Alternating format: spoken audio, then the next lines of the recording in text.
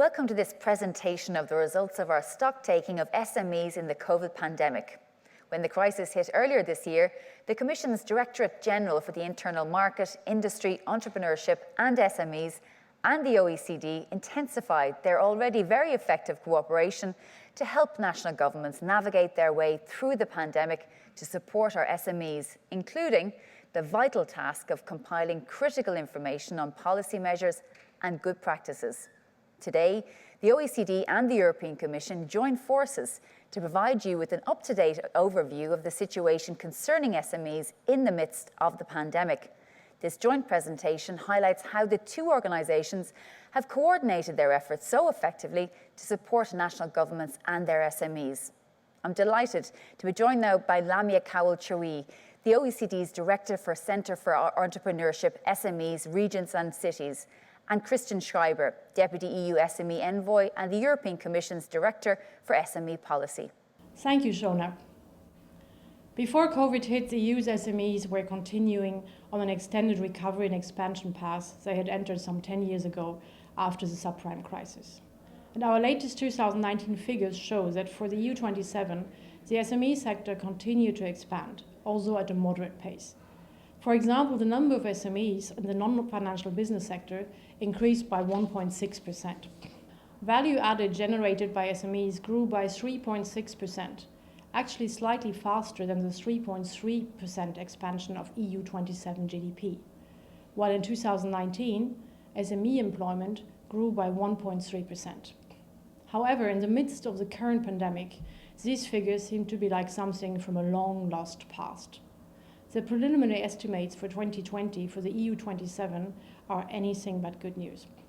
We estimate that the number of EU-based SMEs will decline by 2.5%, accompanied by a loss of 2.4 million SME-based jobs. And the aggregated value added of EU SMEs is expected to drop by 6%. To put this into context, within just a couple of months, the preliminary data suggests that COVID has erased the gains of a decade-long SME recovery.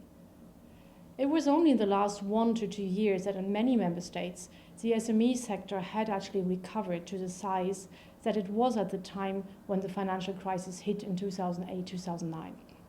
And without the immediate action of policymakers on the national as well as regional levels, it could have been even worse.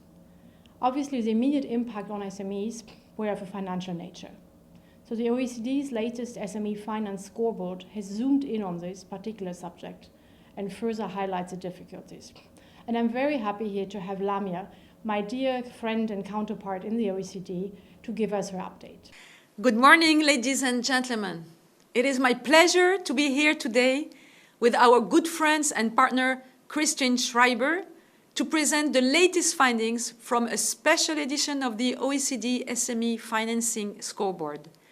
This biennial publication provides data on bank lending, alternative finance instruments and financing conditions, as well as information on policy initiatives to improve SME access to finance. And we do so for 48 countries, including OECD members and emerging economies, as well as most G20 economies. The edition that we are launching today was developed specifically to provide a critical and timely assessment of the impact of COVID-19 on small and medium-sized enterprises. No need to remind that this is a very timely moment to discuss the impact of COVID-19 on SMEs and entrepreneurs.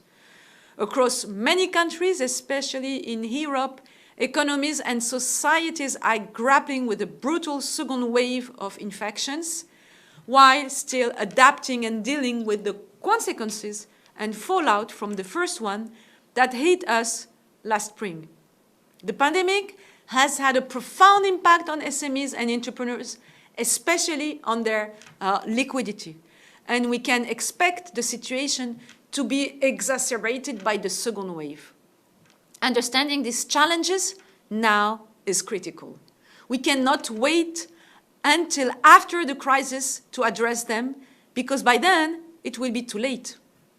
At the OECD Center for Entrepreneurship, SMEs, Regions and Cities, we are working hard to bring as much evidence as possible to the table to help shape government responses across a range of policies. And one of the most important levers for SMEs is access to finance, which is the focus of my talk today. To help understand where we are today, it is useful to take stock of where we were prior to the crisis. Across many countries, we had been observing a slowdown in SME lending for a number of years. The median growth in outstanding SME loans, for an example, contracted by around 4% in the EU in 2019.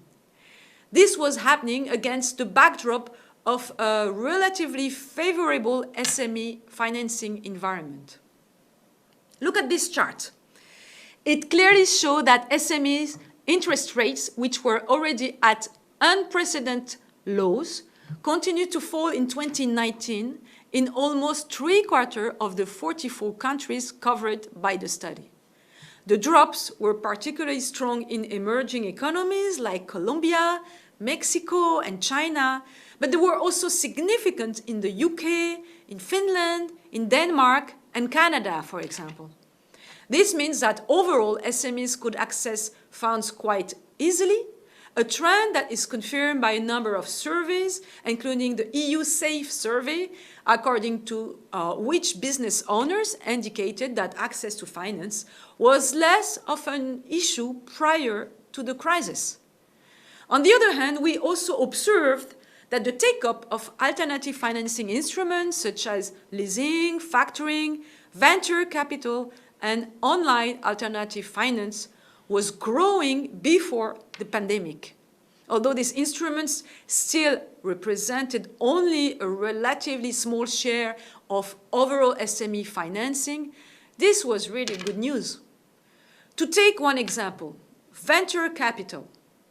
Venture capital investments that are featured in the graph expanded in the majority of countries over the year 2019, actually in 29 out of 40 countries under study, with Central and Eastern European countries such as Estonia, Poland, and the Slovak Republic seeing significant increases.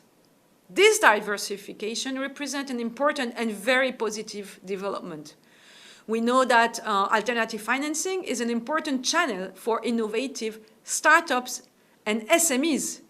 But not only. In fact, there is a diversity of alternative financing instruments that is less well known, and a number of these instruments are actually also very suitable for many established firms, including those operating in the more traditional manufacturing sector. And here I'm thinking about leasing and factoring, for instance. So to recap, pre-crisis, the overall picture was fairly positive. Then came COVID-19, and SMEs' revenues and profitability were hit extremely hard, creating severe liquidity shortages for many, many small firms. So at the OECD, we have been monitoring the impact of the crisis on SMEs since the beginning of the pandemic, and we did so across 132 countries. Our policy note on the impact of COVID-19 on SMEs indicates that 1/5 of micro and small firms were at risk of failure within 3 months at the onset of the crisis. Based on the results of more than 60 surveys from around the world, we know that in the absence of government support, many viable SMEs would have gone out of business very quickly. So to mitigate the impact, governments in the European Union and even beyond have risen to the challenge, offering support on an unprecedented scale.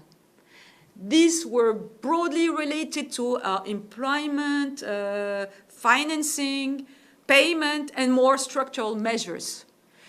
The chart on the screen focuses on finance-related policy measures adopted by 55 countries, including from the developing world. Looking at the top half of the chart, we can see that many countries have strengthened their existing support for financing, for instance, through loan guarantees, grants, and direct lending. In fact, loan guarantees and direct loans were the most used instruments in the majority of countries. But also new measures were adopted by a number of countries, including equity and hybrid instruments. So what about the impact of these measures? Maybe too early to say, but one thing is sure. Evidence indicates that the liquidity relief measures were effective in maintaining and bolstering SMEs' access to credit. Bank lending held up in the first half of 2020 in many parts of the world, and we have seen that in many EU countries, volumes even increased to meet rising demand from small businesses. Fiscal support measures, combined with a further loosening of monetary policies, were also instrumental in this regard. In other words, the response from policymakers has made a real difference on the ground, and we should appreciate this. What is more a matter of concern is that the crisis appears to be having a profound impact on the availability of non-bank sources of finance, especially early-stage equity financing. And here there is a risk of backsliding on the recent progress made regarding the diversification of SME financing instruments. This is something we must avoid, especially because these are important instruments, and not only for the most innovative startups, but also for a larger set of small businesses operating in many different sectors. And in this regard, we welcome the recent developments at EU and national levels, which seek to channel support through a broader range of instruments, working with a diverse set of financing actors. As the second wave continues to unfurl in Europe and in other parts of the world, our report flags a number of issues for policymakers that I would like to highlight. One key concern is that the current liquidity crisis could lead to a solvency crisis for SMEs. What we're observing now is that many SMEs compensate declining revenues by taking on more debt, which is increasing their corporate leverage and risk overburdening them with more debt. This trend may limit SMEs' capacity to invest for the future, for future growth, and make them more vulnerable to future shocks and failure. The number of insolvencies and bankruptcies have been kept in check so far because of support mechanism, but it's clear that there will be limits to how long all of them can be used. And we can really expect bankruptcies to rise in 2021. So what can we do and should we do? Looking ahead, it will be crucial to continue to support SMEs, but in a way that does not impede a sustainable recovery. On the financing side, this means a greater use of instruments that do not increase leverage, such as subordinated or convertible loans or other hybrid instruments as well as equity. But also going forward, we need to go structural, and we need to start now. Support measures should aim to address long-standing structural issues by accelerating the uptake of digital technologies by SMEs, upskilling and reskilling their workforce, helping them transition to more sustainable and green business models, and supporting their participation and their integration to global value chains. Last but certainly not least, governments need to place greater importance on firm viability when they design new measures. But strengthening economic dynamism and new firm creation is equally important. Dear friends, as Winston Churchill famously said, never let a good crisis go to waste. In this spirit, we need to take the opportunity of this crisis to help SMEs build back better for the future. And you can count on the OECD to continue to track financing developments, flag new trends and issues, and build the evidence base to foster SME access to finance during the crisis and beyond. Thank you very much. Thanks a lot, Lamia. So what's next? Predicting the future is even in normal times a tricky business, let alone in times of a raging worldwide pandemic. So our forecasts for 2021 have to be read with extreme caution. However, from these forecasts we now have for 2021, it seems that we can be hopeful for a recovery next year, albeit somewhat lopsided. We expect the turnover of businesses to bounce back much stronger than their employment levels in 2021. The number of SMEs, on the other hand, will remain at a lower level because of a rising number of insolvencies, which were held up temporarily by ad hoc policy measures in the first months of the crisis. All this, of course, rests on the expectation that 2021 will see some decisive progress in solving this massive public health crisis with the introduction of therapeutics and vaccines. And so recent good news about BioNTech, a European company supported under the Horizon 2020 program, gives us hope. Policy-wise, this means for DG GROW, as well as for the OECD, that it will be still all hands on deck for the foreseeable future when it comes to supporting national governments and SMEs. As regards the EU, last week the European Parliament and the European Council agreed on the new multi-annual financial framework, the MFF, to the tune of an almost 1.1 billion EU budget. In addition, the Next Generation EU fund of more than 700 billion euro was finalized. And this massive instrument powers a so-called Recovery and Resilience Facility, which is designed to coordinate an unprecedented effort by the EU to put Europe's economy and its SMEs back on a growth track. In fact, our aim is even higher than just supporting businesses getting out of the current slump.